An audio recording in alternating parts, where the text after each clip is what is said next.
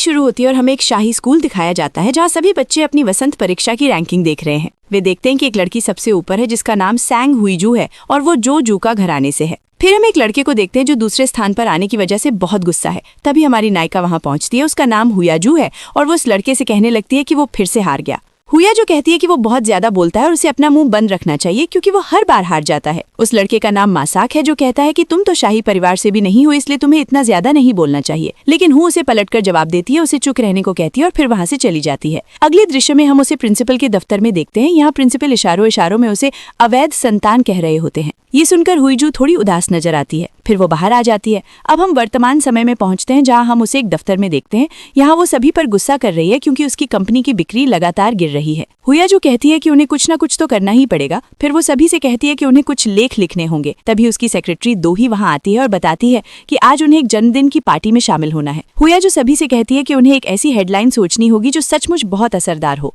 वो अपने संदर्भ भी देती है और बताती है कि कैसल ग्रुप के उत्तराधिकारी को राजा के जन्मदिन की पार्टी में बुलाया गया है। अगले दृश्य में हम उसे एक कार में देखते हैं जहाँ दोही उससे कहती है, तुम खुद को कैसल ग्रुप के उत्तराधिकारी कैसे कह सकती हो? तुम अकेली उत्तराधिकारी नहीं हो। तभी दृश्य बदल जाता है और हम ग्रैंड प्रिंस को देखते हैं और ये है इयान जो इस ड्रामा के नायक हैं। तभी उसका अंगरक्षक चॉय हॉर्न वहां आता है और पूछता है, क्या तुमने सोचा है कि राजा को तोहफे में क्या देना है? लेकिन यान कहता है कि उसने इस बारे में बिल्कुल नहीं सोचा है और वो सोने जा रहा है क्योंकि शिकार करने के बाद वो बहुत थक गया है। हमें एक रात का दृश्य दिखाया जाता है जहां हम शाही परिवार के सदस्यों को एक एक करके आते हुए देखते हैं।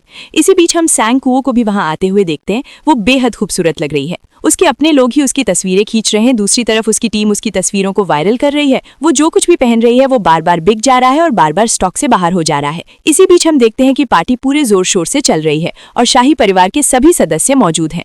हुई के पीछे 3 औरतें खड़ी हैं जो ये कहना शुरू कर देती हैं कि वो कैसल ग्रुप की दूसरी संतान है। वे कहती हैं कि उन्हें तो उसके बारे में पता भी नहीं था। जब वो 10 साल की हुई तब उन्हें पता चला कि ऐसी कोई लड़की भी मौजूद है।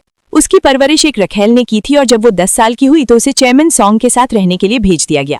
यहाँ भी ये लोग उसे नाजायज औलाद कह रहे हैं और हुयाजू ये सब सुन रही है। तभी वो अपना ग्लास उठाती है, उसे तोड़ देती है और उसका टूटा हुआ हिस्सा उन लोगों की तरफ कर देती है जिससे वे डरकर पीछे हट जाते हैं।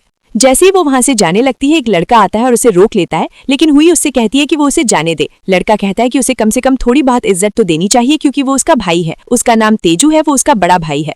वो उससे कहता है कि उसने सुना है कि उसकी बिक्री कम हो गई है, लेकिन हुईजू कहती है कि उसे दोबारा जांच करनी चाहिए क्योंकि उसकी बिक्री तो उसके भाई की बिक्री से भी आगे निकल चुकी है। इस समय वो सबसे ऊंचे पायदान पर है। वो कहता है कि वो जानता है कि वो इतनी ज्यादा मेहनत क्यों कर रही है क्योंकि वो ये छिपाना चाहती है कि असल में उसकी हैसियत कितनी कम है। यहाँ उसका भाई भी परोक्ष रूप से उसे नीचा दिखा रहा है और उसे नाजायज कह रहा है। लेकिन हुई को गुस्सा आ जाता है। वो उसे पकड़ लेती है और उसका गला दबाने लगती है और कहती है, आइंदा मुझसे ऐसी बात कभी मत कहना। तभी सबको अंदर बुलाया जाता है और हम देखते हैं कि सभी लोग अपनी अपनी जगहों पर बैठे हुए हैं। हम राजा को देखते हैं जो असल में इयान नाम का एक छोटा बच्चा है। सभी लोग इयान का इंतजार कर रहे हैं। फिर ग्रैंड प्रिंस इयान एक खास तरह की पोशाक पहनकर वहाँ आते हैं। वो राजा से और महारानी माँ यूनांग से देर से आने के लिए माफी मांगते हैं, लेकिन महारानी उन पर गुस्सा हो जाती है और कहती हैं, तुम इस तरह के कपड़े पहनकर यहाँ कैसे आ गए? लेकिन यान कहता है कि ये कपड़े तो खुद राजा ने ही उसके लिए चुने थे।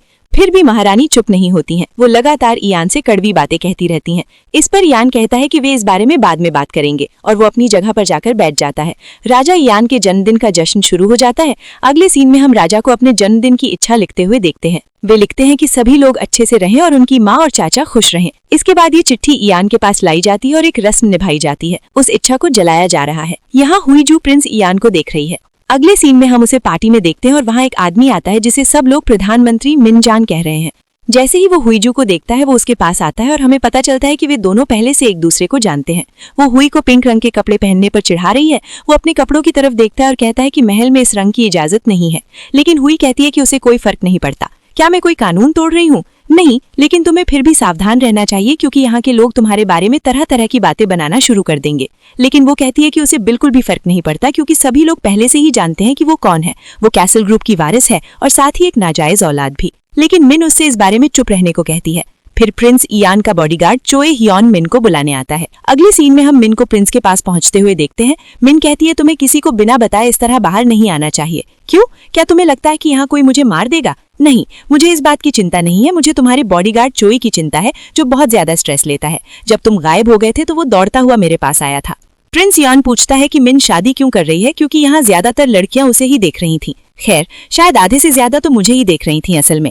प्रिंस यान बताता है कि उसकी शादी जल्द ही हो सकती है क्योंकि उसकी भाभी उस पर दबाव डाल रही हैं। वो कहता है अगर मेरी शादी हो गई तो मुझे यहाँ से जाना पड़ेगा और तुम्हारे लिए सब कुछ बहुत मुश्किल हो जाएगा। तुम्हें सब कुछ अकेले संभालना पड़ेगा या तुम कुछ ऐसा कर सकती हो जिससे मेरी ये शादी ना हो। ये कहकर प्रिंस चला जाता है। इसी बीच हम हुईजू को नेटवर्क सिग्नल ढूंढते हुए देखते हैं। तभी प्रिंस की नजर उस पर पड़ती है और वो उसका नाम पूछता है। वो कहती है कि वो गलती से यहाँ आ गई थी। वो फिर से उसका नाम पूछता है और वो उसे अपना नाम बता देती है। वो कहती है कि वो महल के स्टाफ का हिस्सा नहीं है। वो कहता है कि स्टाफ के सदस्यों के अलावा यहाँ किसी और को आने की इजाजत नहीं है। वो कहता है मैं 3 तक गिनूंगा, अगर तुम तब तक चली गई तो तुम्हें कुछ नहीं होगा। क्या तुम सीरियस हो? हाँ, मैं अपने जूनियर के लिए कम से कम इतना तो कर ही सकता हूँ। वो गिनना शुरू कर देता है। जैसे ही वो 3 तक गिनता है, एक तरफ जोरदार धमाका होता है। बहुत से लोग आग बुझाने और सामान बचाने की कोशिश कर रहे होते हैं। ये देखकर प्रिंस इयान को अतीत का एक सीन याद आता है जिसमें राजा को भी ऐसी ही स्थिति से बाहर निकाला जा रहा था।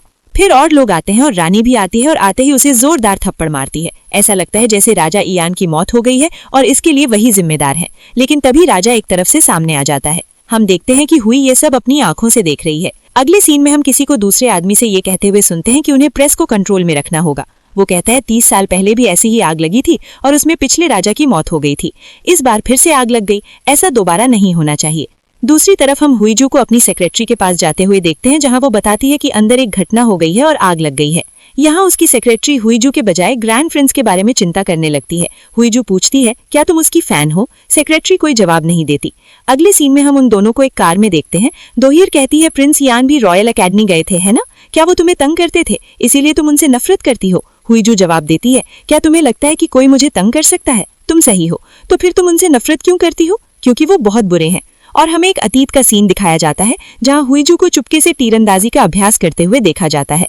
प्रिंस भी वहां पहुंच जाते हैं और उसे रोक लेते हैं। वो भागने की कोशिश करती है लेकिन प्रिंस कहते हैं अगर तुमने नियम तोड़े हैं तो तुम्हें सजा मिलेगी। वो उससे फिर से अपना नाम पूछते हैं। वो उन्हें अपना नाम बताती है और कहती है कि वो पू की क्लास में है और 9th ग्रेड में पढ़ती है। प्रिंस कहते हैं कि वो स्कूल के नियमों को तोड़ रही है। वो कहती है कि उसका मैच आने वाला है और उसे अभ्यास करने की जरूरत थी। प्रिंस उसके कई पॉइंट्स काट लेते हैं और कहते हैं कि उसने कई नियम तोड़े हैं। लेकिन हुईजू कहती है लेकिन आप भी तो यहाँ हैं, आपने भी तो नियम तोड़े हैं। प्रिंस एक कागज निकालते हैं और कहते हैं मेरे पास यहाँ होने की इजाजत है। लेकिन हुईजू अपना बचाव करती है और कई बातें कहती है। वो कहती है आपको मुझे लेक्चर देने की जरूरत नहीं है और ना ही मेरे पॉइंट्स काटने की। ये कहकर वो वहां से चली जाती है। हम वापस वर्तमान में आते हैं जहां हम प्रिंस इयान को कुछ लेटर्स लिखते हुए देखते हैं। तभी रानी वहां आती है और पिछली रात जो कुछ भी हुआ था उसके लिए उनसे माफी मांगती हैं। वो ये भी कहती हैं कि हर कोई राजा के बारे में नहीं बल्कि प्रिंस के बारे में ही सोच रहा है और बातें कर रहा है। वो पूछती हैं क्या इसके लिए भी आप मुझे ही दोषी ठहराएंगे? फिर वे दोनों राजकाज के बारे में बात करते हैं। रानी कहती है कि आप इस राजकाज को राजा से भी अच्छे से चला रहे हैं, इसीलिए ज्यादातर लोग राजा के बारे में नहीं बल्कि आपके बारे में सोचते हैं। वो कहती है आप तो ताज पर लगे ग्रहण की तरह है। हमें एक अतीत का सीन दिखाया जाता है जिसमें हम उनके पिता को देखते हैं जो कि पिछले राजा थे। उसके पिता उसे एक नाम देते हैं, उसका नाम इशिन था। वो बड़ा होता है। उसके पिता उसे एक और नाम देते हैं, उसका नाम इयान हो जाता है। हम वर्तमान में लौटते हैं जहां वो पूछता है तुम्हें मुझसे क्या चाहिए? वो कहती है तुम्हें उसका साथ देना होगा और अपनी वफादारी साबित करनी होगी। इसके लिए तुम्हें मेरी मर्जी के मुताबिक शादी करनी होगी। जिस भी लड़की को मैं चुनूंगी तुम्हें उसी से शादी करनी होगी। वो इस बात के लिए राजी हो जाता है। सीन बदलता है। दूसरी तरफ हम हू को देखते हैं जिसके पिता भी उससे शादी करने के लिए कह रहे हैं। हम उसके भाई तेजू को भी आते हुए देखते हैं जो अपने पिता का साथ देता है, लेकिन हू अपने पिता की बात मानने से मना कर देती है। वो कहती है कि वो शादी नहीं करेगी और वहां से चली जाती है। दूसरी तरफ प्रिंस इयान ये सब अपने गार्ड जो हियान को बता रहे हैं। अगली सुबह हम हुईजू को एक मीटिंग में देखते हैं। वो शादी की बात को लेकर सबसे नाराज है, लेकिन दोही उससे कहती है तुम इन लोगों पर बेवजह गुस्सा नहीं कर सकती, तुम अपनी निजी भड़ास इन पर नहीं निकाल सकती। तभी सीन बदलता है और हम प्रिंस इयान को देखते हैं जिनके सामने सुंग नाम का एक आदमी आता है। वो कहता है क्या आप महल छोड़कर जा रहे हैं? प्रिंस इयान कहते हैं हाँ, मैं टहलने के लिए बाहर जा रहा हूँ। सुंगमान कहता है अगर आप महल छोड़कर चले जाएंगे तो यहाँ सब चीजों का ध्यान कौन रखेगा? राजा की सुरक्षा का क्या होगा? लेकिन प्रिंस इयान कहते हैं सच में जब मैं यहाँ नहीं हूँगा तब भी तुम तो यहीं रहोगे ही। वो हंसते हुए कहते हैं क्या तुम रानी से मिलने जा रहे हो? उन्हें मेरी तरफ से नमस्ते कहना। ये कहकर वो वहां से चले जाते हैं। सुंगवान रानी के पास पहुंचता है। अगले सीन में सुंगवान रानी युन से मिलता है। यहाँ वो कहती है कि कोई भी प्रिंस से कुछ नहीं कहता। वो जवाब देता है हर कोई ग्रैंड इयान प्रिंस को बहुत पसंद करता है और अपने भाई और पिता की मृत्यु के बाद भी वो अपना फर्ज निभा रहे हैं और राजमुकुट को सुरक्षित रख रहे हैं। वो कहती है, हाँ मुझे पता है कि वो क्या कर रहे हैं। अब तो कोई राजा की तरफ देखता भी नहीं है। हम हुई को शादी के लिए संभावित दूल्हों को देखते हुए पाते हैं। वो सोचती है कि मैं किसी ऐसे इंसान की तलाश में हूँ जो बहुत होशियार हो, बहुत सुंदर हो और शाही परिवार से भी हो। तभी उसके मन में एक विचार आता है और वो मुस्कुराने लगती है। दूसरी तरफ हम प्रिंस इयान को देखते हैं, जहाँ उनका गार्ड चोए उनके पास आता है और कहता है, तुम्हारे पहने हुए उन कपड़ों की वजह से हर कोई तुम्हारे बारे में बुरा भला कह रहा है। लड़कियां इस फोटो को देख रही हैं। दोही भी यही है। लड़कियां उसकी तारीफ कर रही हैं। उसके बाद दोही हुई के पास आती है और उसे बताती है कि उसने शाही मुलाकात के लिए एक अर्जी भेजी है। हम देखते हैं कि गार्ड ची हेयान प्रिंस से कहता है कि बहुत से लोग उनसे मिलना चाहते हैं। सोन हुई ने भी उनसे मिलने की अर्जी भेजी है, जिस पर प्रिंस कहते हैं इसे नामंजूर कर दो। हम देखते हैं कि हुई एक और अर्जी भेजती है, इस बार किसी दूसरे नाम से, लेकिन प्रिंस इसे भी नामंजूर कर देते हैं। इसी बीच हमें रानी को दिखाया जाता है, जिसकी सेविका कहती है कि बार बार अर्जियां नामंजूर होने की वजह से प्रिंस अभी किसी से नहीं मिल रहे हैं। हुई जो बहुत गुस्सा हो जाती है और अपना लैपटॉप जोर से पटक देती है। वो बताती है कि वो प्रिंस से क्यों मिलना चाहती है, लेकिन उसकी अर्जी फिर से नामंजूर हो जाती है। हमें बार बार ऐसे कई दृश्य दिखाए जाते हैं जहाँ हर बार उसकी अर्जी नामंजूर हो जाती है। प्रिंस उसकी अर्जी बार बार नामंजूर करते रहते हैं और गार्ड चोए बार बार यही बात कहते कहते थक जाता है। इतनी बार अर्जी नामंजूर होने के बाद हुई जो बहुत गुस्सा हो जाती है। उसे वो पल याद आता है जब प्रिंस ने उससे कहा था, मैं अपने जूनियर के लिए कम से कम इतना तो कर ही सकता हूँ। इस बार वो फिर से अर्जी भेजती है और अपना नाम जूनियर एलम लिखती है। गार्ड चोए हेयान प्रिंस इयान को फिर से बताता है कि उसने एक और अर्जी भेजी है और इस बार उसने अपना नाम जूनियर एलम लिखा है। प्रिंस इयान कहते हैं इसे मंजूर कर लो। ये देखकर हुईजू बहुत खुश हो जाती है। रात में वो प्रिंस से मिलने जाती है। रानी को भी इस बात का पता चल जाता है। फिर हम देखते हैं कि हुईजू प्रिंस इयान के सामने बैठी हुई है। इयान कहते हैं, तुम्हारे तो इतने सारे नाम हैं, मैं तुम्हें किस नाम से पुकारूं? फिर वो कहते हैं, अब मुझे बताओ कि तुम मुझसे क्यों मिलना चाहती थी। हुईजू अपने बैग से एक लिफाफा निकालती है और उसे मेज पर रख देती है। लिफाफा रखने के बाद वो प्रिंस इयान की तरफ देखती है और इसी के साथ एपिसोड 1 यहीं पर समाप्त होता है। अगले एपिसोड के लिए इस चैनल को सब्सक्राइब करें। अगले वीडियो में मिलते हैं, तब तक के लिए अलविदा।